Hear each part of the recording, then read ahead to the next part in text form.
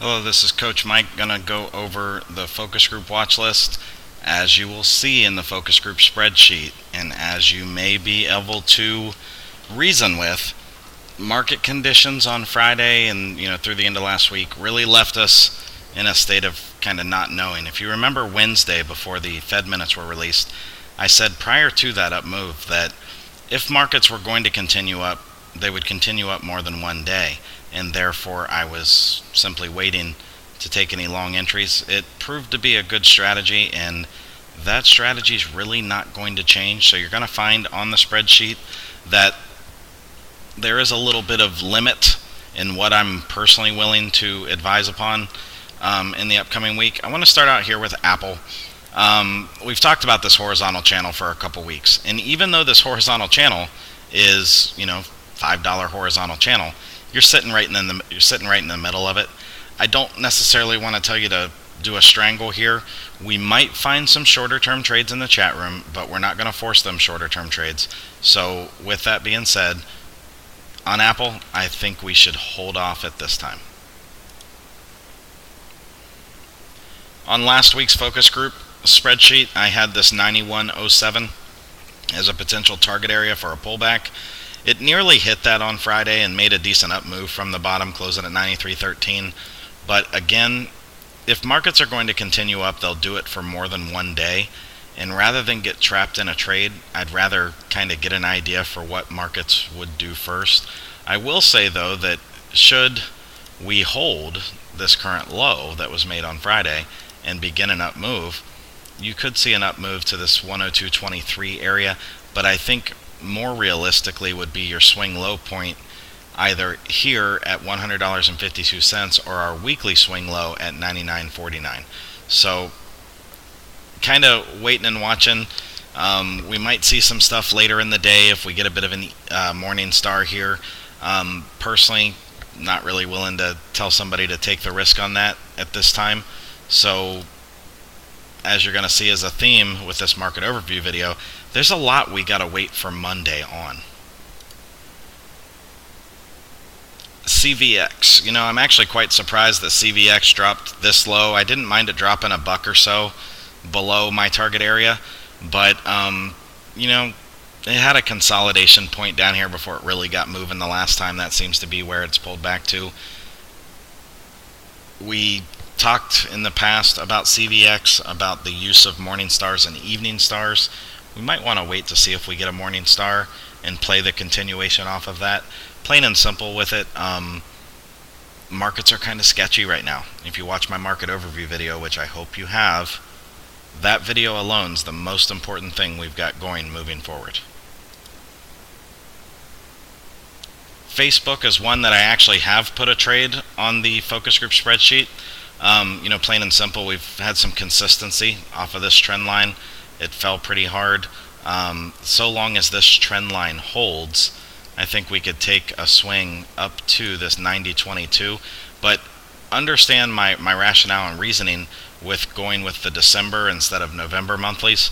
That would be first, if it failed this trend line, it's an immediate exit on the trade. If it shapes up something else for you later, you get in something later. But playing the extra month allows us to see if maybe those indices just double top, like I was talking about, maybe causing just a double top here. And having that extra month will still have some value added to what you paid premium wise for Facebook to make that move. If it does not make that move, if it doesn't make the move clear up to here, you'll want that extra month for your own safety. And again, if it fails this trend line, it is an immediate stop. The risk to reward on this trade is very, very good. I think it's one worth making so long as you don't have any failures of this trend line. And mark it on your chart. If you even put a wick below it, don't trust it, scratch it off your list.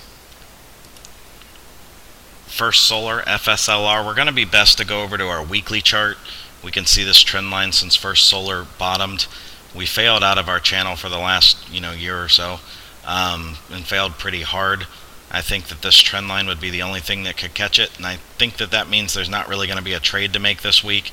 You're talking about a $3 to $4 max down move, where your risk of playing puts for that move is greatly offset by the risk of it moving up as much as $10 while still having a chance to keep falling.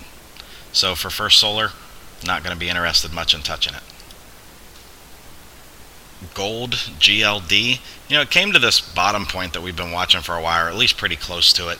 It's made a decent up move. I showed in the chat room on the 60-minute chart where it had done a cup and handle. It's actually just retested this handle point. And if the markets continue falling, GLD might be what you want to be long in. We had this horizontal channel we'd followed forever. We saw the big dips on it here that still came and returned inside of it. So I think you could make a play 1 or 2 months out for at least the bottom side of that horizontal channel, anywhere from 120 to 122 calls. And that would simply be if the markets lost this double bottom area that I talked about in the market overview video. Goldman Sachs, GS. Lots going on this week, including earnings on the 16th pre-market. It came down to 180.06, which is really close to my 180.04, one of my Fibonacci pullback targets that I had on it. If we hold this 180.04 area, we could see targets 189.55, 195.49, 201.41. And I have trades for each of those targets listed, but if we drop below this point, we could also very well see targets 165.56, 160.02. Your premiums do have a slight inflation heading into the week for the upcoming earnings, but it's not something outrageous to the point to say don't trade it. One thing I might say is I actually like every trade I have listed so long as the support points are held. And there are a couple different support points in there. You'll see that one of the calls trades differs from that 180.04 with a 176.64, so it has more downside potential. But in that, I don't see a huge premium inflation risk, meaning there's still money to be made at the target points. I wouldn't let the inflation on premium, which for the contracts I have listed seems to be between 35 and 65 cents per contract, I wouldn't let that scare you off of trading them this go round. Lockheed Martin, LMT, had a nice little trend line. It failed, it retested, it pulled back from. It's trading right now in a horizontal channel, and I don't think you should touch it while it's within this horizontal channel. There's always a fairly decent spread on the LMT options. They're not going to move a lot while it's between this channel, so I don't think it's worth it. I would play the range break. If it breaks above this gap fill, we're going to say, which is 176.92, we could look at a calls trade, November 180s or 185s, and if it breaks below our low close points, and we're going to call this 173.04, actually 173.02. If it breaks below there, we could look at 170 or 165 puts for November as well. But as of right now, I don't want to force any type of trade in horizontal consolidation. Options trading, you cannot make money going sideways. UPS, actually very similar to Facebook. We've got a trend line that's kind of got a couple hold points on it. It's almost to that point. We're going to call that point 95.48, give or take a couple pennies. But if it were to hold this trend line and bounce, you would have a support that would more than likely indicate to you a chance at breaking this high, maybe even getting into this swing low. I didn't want to put the gap fill as the target. I thought it was more reasonable to put the swing low, $100.89. But again, stop on any calls trade with any price. You don't have to wait for a close, any price below that trend line. Visa, ticker V, I've said for a little while I was a little uncomfortable with it. I really thought it was going to fall, and then it kind of bounced up and went horizontal on us. But you know what? In the grand scheme of things, it is falling. I don't think there's enough room to this 202.11 target to trade it, but if that fails and gives you a day of continuation, you'd probably have another $10 down, so you could look at a puts trade. Personally, I don't want you to chase that, so I would hold off on it. Going over the overall market sentiment right now, we kind of came down to double bottom areas, but we did on major indices make lower low closes on the daily charts. That does make things a little uneasy for trade planning leading into the week ahead. So that also means that, my normal Monday plan of kind of sit and watch early and decide on trade entries late is definitely going to come into play tomorrow for me personally. But also, that whole belief and feeling that if stocks are going to go up, they'll continue up more than one day might have me, even on an up day tomorrow, waiting for a continuation day before making trade entries. Even though I might pay a higher price, it would be because I would believe that there is a higher probability of producing larger profits, and that's why I would be willing to do that. So just to kind of give you an idea of my plan personally for the chat room and whatnot tomorrow, if we do get market falls, I think, again, just like Thursday and Friday, we'll have to take advantage of short-term trading, day trading, maybe just a couple day, my little pop trades to the put side. I would be looking at stocks like Apple with the downside move for short-term trades because Apple hasn't fallen very much. I would look at charts like Facebook as well. Why would I look at Facebook? Because it's right near that trend line that we talked about, and if it failed that, we could get some momentum to the downside. There are longs that may be using that trend line as their stop, and if their stop gets triggered, it could create a downwards thrust in the stock. Other than that, I really think we're at a point where if we get continued downside movement, we've got to think a little bit shorter term with that, other than, maybe the Goldman Sachs trades that I have listed.